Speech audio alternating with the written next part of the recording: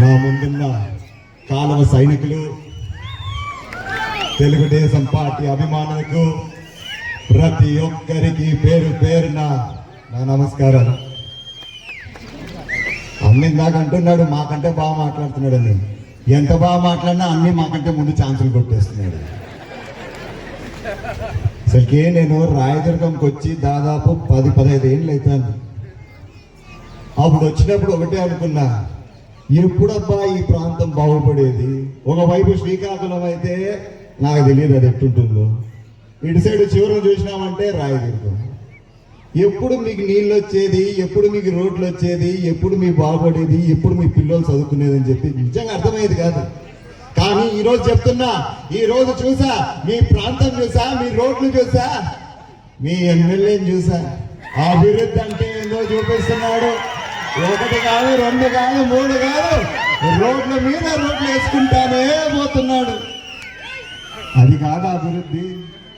ఇంకో మాట చెప్తా మీకు, మేము అసెంబ్లీలో ఎప్పుడు తిరుక్కుంటా అంటే ఎవరిని ఏం అడగాలో తెలీదు.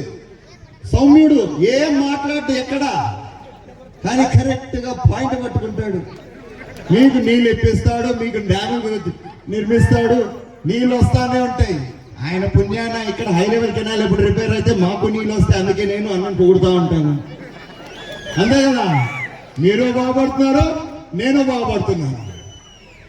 కానీ నేను ఒకటే కోరేది, నాయకుడు అన్నట్టున్నాడు, ప్రాజెక్టులు తెస్తాడు, అభివృద్ధి చేస్తాడు, కానీ మనం కూడా బాధ్యత వహించాలని చెప్పి నేను మీ అందరినీ సభాముఖంగా కోరుతున్నాను. నేను పల్లెలు తిరుగుతూ ఉంటా, చాలా మంది చెప్తూ ఉంటారు, అన్న మాకు నీళ్ళు రావట్లేదు, ఆ సందులో నీళ్ళు రావట్లేదు, ఈడ నీళ్ళు రావట్లేదు అనేసి.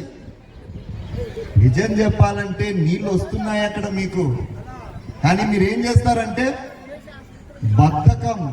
ఆ ట్యాప్ నుంచి బొట్టు బొట్టు నీళ్లు కారుకుంటా పోతుంటే 1 నిమిషం 5 సెకండ్ మనం టైం వాల్సి అట్లా ట్యాప్ అట్లా తిప్పామంటే నీళ్లు వృధా కాకుండా అవుతాయి. అవునా కాదమ్మా, చెప్పండి అమ్మా.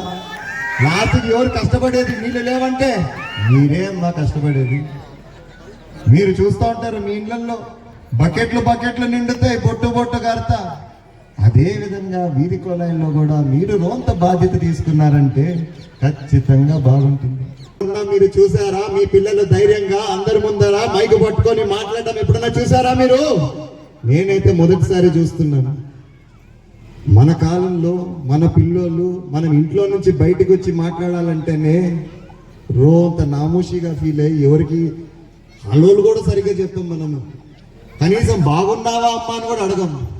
మరి అటువంటి టైంలో మీ పిల్లోళ్ళు ధైర్యం చేసి ముందుకు వచ్చారంటే మన బడులు, మన టీచర్లు, మన అయ్యవార్లు చెప్పే చదువు. సో దయచేసి నేను కోరేది ఒకటే, మీ అందరినీ, మీ పిల్లల్ని మాత్రం బడికి పంపించకుండా మానొద్దండి. ఏమైనా ఎంత కష్టం ఉన్నా, ఎంత నష్టం వచ్చినా పిల్లల్ని మాత్రం 10-11 తరగతి వారు మాత్రం చదివే బాధ్యత మీది. సో దయచేసి ఆ బాధ్యత తీసుకోండి. నాయకులు చేసే అభివృద్ధి కూడా మీరు ఉపయోగపెట్టుకోండి. మీరు కూడా బాధ్యత వహించిందని చెప్పి మరొకసారి ఇంకొకసారి మిమ్మల్ని కోరేది ఒకటే, మా కాలవనని కొంచెం బాగా చూసుకోండి. మీ ఆశీస్సులో మీ అభిమానం ఎప్పటికీ ఆయన పైన ఉండాలని చెప్పి కోరుకుంటూ సెలవు తీసుకుంటున్నాను. Thank you.